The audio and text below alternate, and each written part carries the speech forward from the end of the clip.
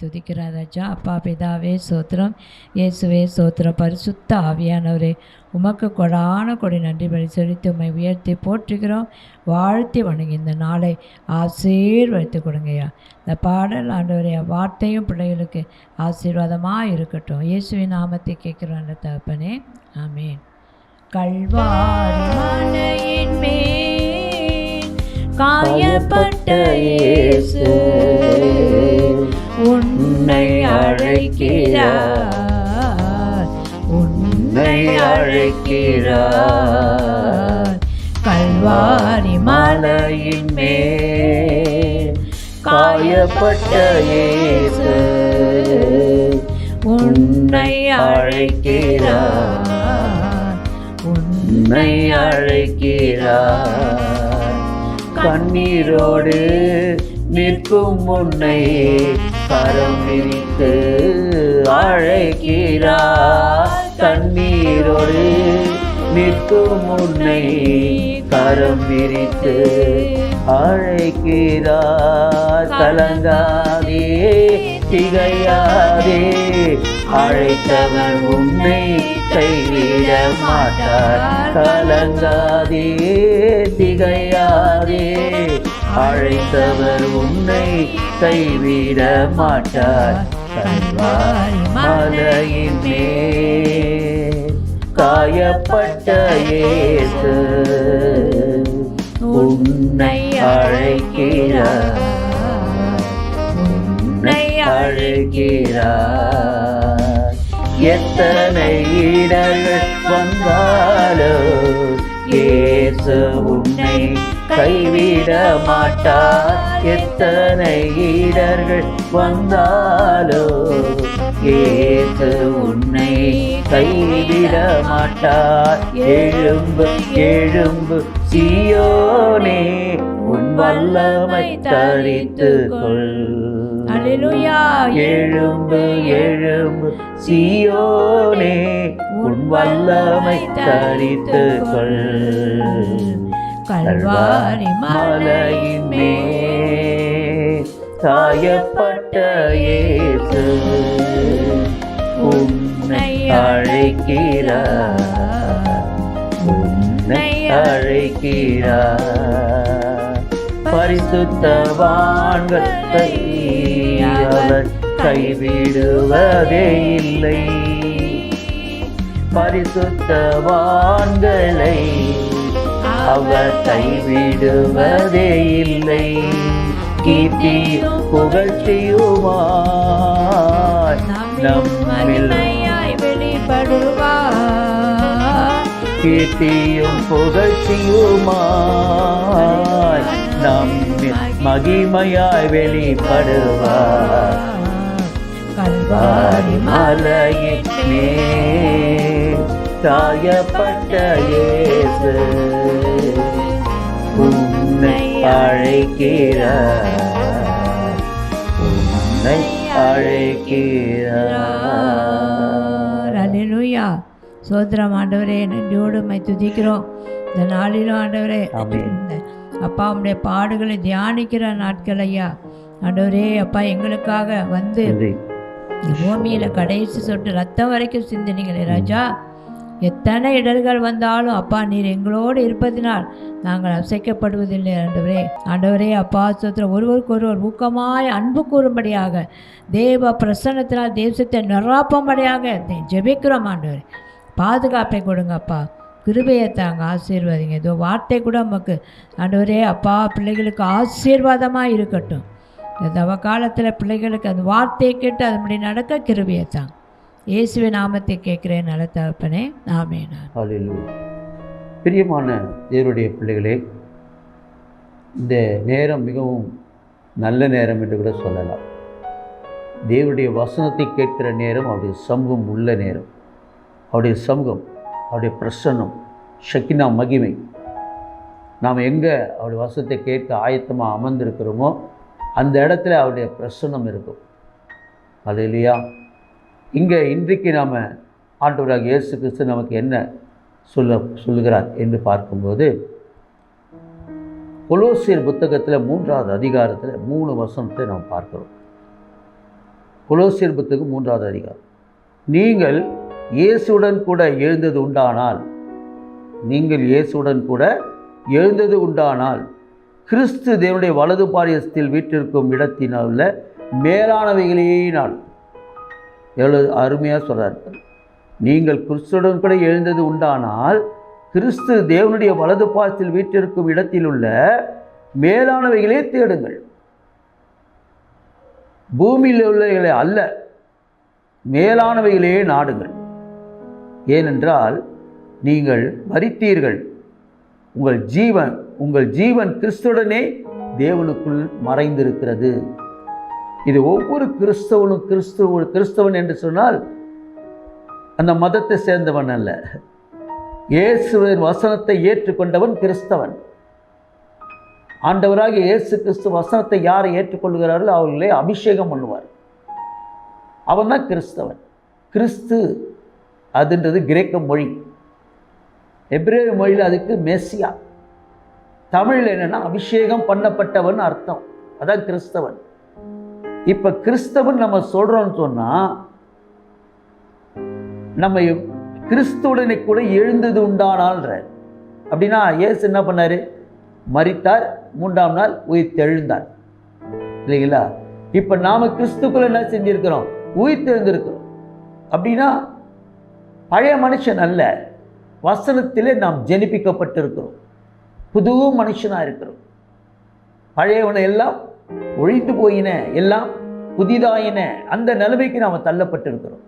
நல்லா புரிஞ்சுக்கணும். ஆனால் தான் அடுத்த வருஷம் சொல்லுது, அதிலே சொல்கிறாரு, தேவனுடைய வீட்டிற்கும் இடத்தில் உள்ள மேலானவைகளே தேடுங்கள், பூமியில் உள்ளவைகளே அல்ல. அல்லையா? மேலானவைகளே தேடுங்கள். மேலானவைகள்லாம் என்ன அப்படின்னா, பரலோகத்துக்குரிய சிந்தை நமக்கு இருக்கணும்.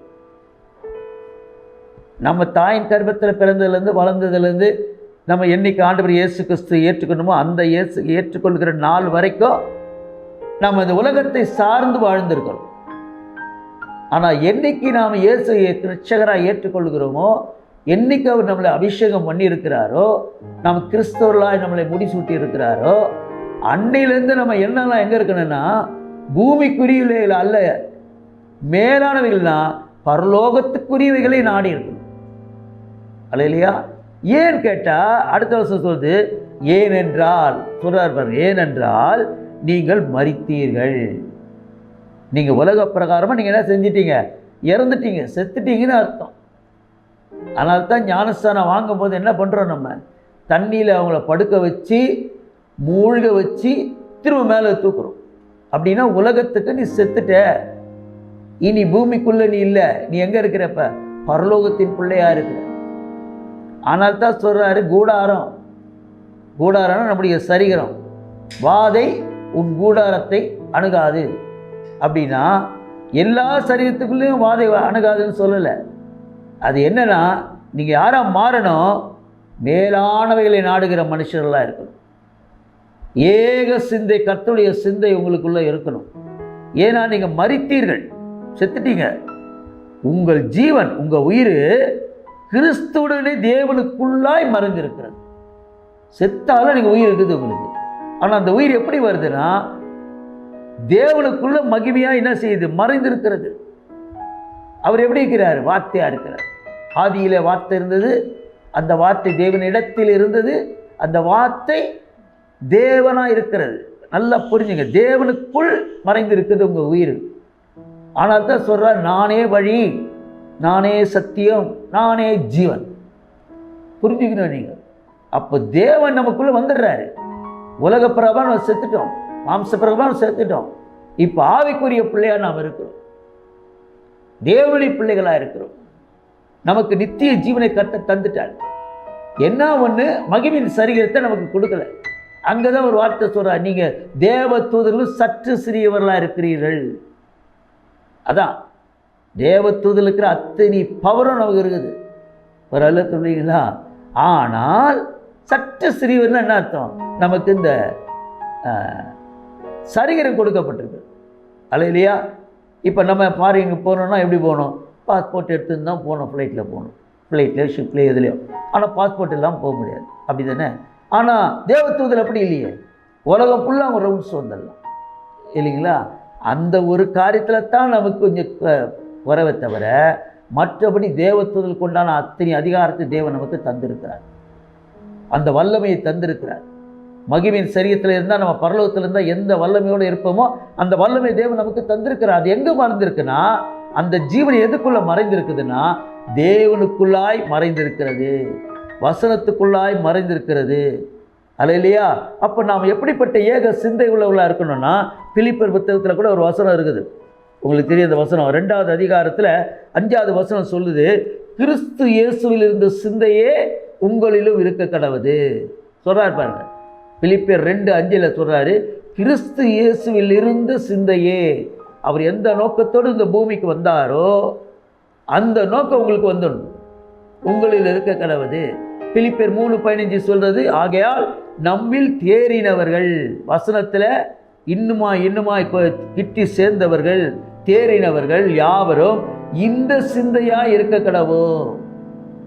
வசனத்தை வாசிக்க வாசிக்க வாசிக்க இரவும் பகலும் தியானிக்க நீங்கள் என்னவா மாறிடணும், உங்கள் சிந்தை முற்றிலுமாய் மறுரூபமாக்கப்படணும், இயேசுவின் சிந்தையாய் மாறணும், அவருக்கு பிரதிநிதிகளாய் நாம் மாறணும். இதுதான் கர்த்தர் நம்மகிட்ட இருந்து என்ன செய்கிறாரு, எதிர்பார்க்கிறார் பிரியமானவர்களே. அல்லேலூயா. கர்த்தருக்கு ஸ்தோத்திரம், கர்த்தருக்கு ஸ்தோத்திரம். இப்போ நம்ம காணிக்கை கொண்டு வரோம்னு சொன்னால் எல்லாரும் காணிக்கை கொண்டு வருவாங்களா? கொண்டு வர மாட்டாங்க. ஏன் நம்ம கொண்டு வரோம்? கர்த்தருடைய ஊழியத்துக்காக நம்ம கொடுக்குறோம், தசம்பாகம் கொடுக்குறோம், பொருத்தனை கொடுக்குறோம். ஏன் பண்ணுறோன்னா கர்த்தருடைய ஊழியம் வர்றதுக்காக. அவருக்கு நம்ம இங்கேருந்து ஒன்றும் ஜிபே பண்ணல பணம், அல்லேலூயா. இங்கேருந்து நம்ம ஒன்றும் மணி ஆர்டர் பண்ணல, எங்கே போகிறதுக்கு, ஃபாரின் போகிறதுக்கு. அவர் ஊழியத்துக்கு பணம் தேவை, எல்லா தேவைக்கும் பணம் உதவும்.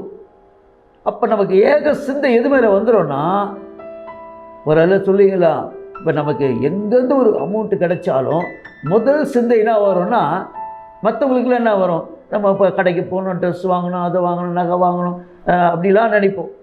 ஆனால் அந்த இதில் வரக்கூடாது. பணம் வருதுனாலே நமக்கு சிந்தை என்ன ஆகிடும், ஊழியத்தை எப்படி தாங்கலாம், ஊழியத்துக்கு எப்படி செய்யலாம், என்னென்ன தேவைகளுக்கு இது ஊழியத்துக்கு, அதை நம்ம வாங்குவோம், பர்ச்சேஸ் பண்ணுவோம், அப்படின்ற எண்ணம் தான் நமக்கு வரணுமா? ஒரு அல்ல சொல்வீங்களா? அதான் முதலாவது தேவனுடைய ராஜ்யத்தையும் நீதியும் தேடுகள், பிறகு எல்லாம் உங்களுக்கு கூடவே கூட்டி கொடுக்கப்படும். அதனால தான் அவர் சொல்கிறார். அப்போ உதார்த்த குதமாக கொடுக்கணுமா? தீமோத்தி எழுதும்போது அப்படி சொல்லுவார். 1 தீமோத்தி புத்தகம் 6வது அதிகாரத்தில் நீங்கள் பார்த்தீங்கன்னா 7வது வசனம் 8வது வசனத்தில் நீங்கள் பார்க்கும்போது அங்கே சொல்லுவார், கர்த்தருக்கு ஸ்தோத்திரம், உலகத்தில் நாம் ஒன்றும் கொண்டு வரவும் இல்லை, இங்கிருந்து நாம் ஒன்றும் கொண்டு போவதும் இல்லை என்பது நிச்சயம். 1 தீமோத்தி 6:7-8. 8வது வசனம் சொல்லுது, உண்ணவும் உடுக்கவும் நமக்கு உண்டாயிருந்தால் அது போதும் என்று இருக்க கடவோ. ஒரு குறையிலும் நடத்துவார். அந்த சிந்தை உங்களுக்கு வந்துருச்சுன்னா உங்களுக்கு உண்ண உணவோ உடுக்க உடையோ இருக்க இருப்பிடமோ இல்லாமல் இருக்க வைக்க மாட்டாரு. உன்னை உச்சிதமான கோதுமையினால் போஷிப்பார், கண்மலையின் தேனினால் உன்னை திருப்தி ஆக்குவார். ஏன்னா உனக்குள்ள என்ன சிந்தை வந்துடுச்சு, உலகத்தில் நான் இயேசுக்கென்றே வாழப்போகிறேன், முதலாவது அவருடைய ராஜ்யம்தான் எனக்கு, அதுக்கப்புறம் தான் மற்றதெல்லாம். அல்லேலூயா. அப்படி இருக்கும்போது நீங்கள் உலகத்தை பொறுத்தவரையில் நீங்கள் என்ன செஞ்சிட்டீங்கன்னு அர்த்தம், செத்துட்டீங்க. அல்லேலூயா. உங்களுக்கு எல்லாம் கர்த்தர் கூட்டியே கொடுப்பார், உலக தேவைகளெல்லாம் சந்திப்பார். நம்ம ஜெபம் பண்ணுவோமா? அன்பான தேவனே, அருமையான இரட்சகரே, ஓ ரீயாந்த ரமா ஷீலா ரவா கல ரவா, பூமியில் உள்ளவைகளை அல்ல மேலானவைகளையே நாங்கள் நாடணும் ஆண்டவரே. ஹல்லேலூயா. வாஞ்சிக்கணும் ஆண்டவரே. கிறிஸ்து இயேசுவில் இருந்த சிந்தையே எங்களிலும் இருக்க கடவுது. ஹல்லேலூயா. ஏக சிந்தை அவருடைய சிந்தையாக இருக்கணும் ஐயா. உங்களுடைய சித்தத்தை நாங்கள் நிறைவேற்றுகிறவா இருக்கிறோம். ஒருவரும் கெட்டு போகாமல் எல்லோரும் நித்திய ஜீவனை அடையும்படி ஒரே பேரான குமாரை தந்தருளி இவ்வளவாய் நீ உலகத்தில் அன்பு கொண்டீரே, அந்த ஏக சிந்தை எங்களுக்குள்ள வரணும். பரிசுத்த ஆவியின் ஒத்தாசையுடன் நஸ்ரேனாகிய இயேசு கிறிஸ்து நாமத்தினாலே கேட்கிறோம் ஜீவனுள்ள நல்ல பிதாவே. ஆமென், ஆமென்.